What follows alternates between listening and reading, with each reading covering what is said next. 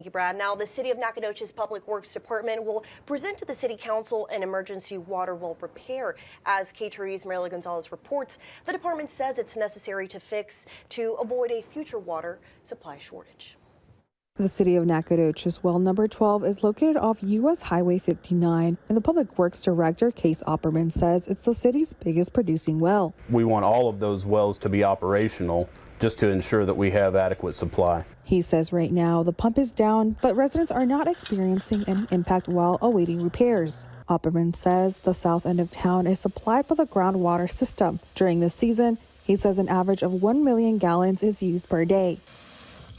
Well 12 supplies anywhere from a third to half of that supply. He says the well was assessed in November and was classified as an emergency repair as of December 28th. Opperman explains the well will need new pumping equipment and structural repair on the well column. Just certain pieces of that have degraded and need to be replaced.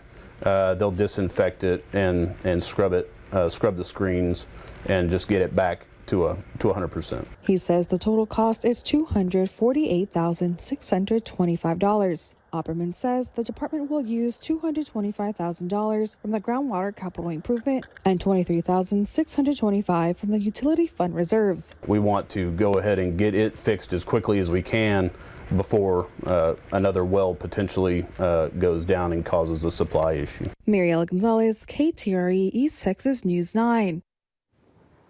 If approved, the Public Works Director says it can take 6 to 8 weeks to complete repairs.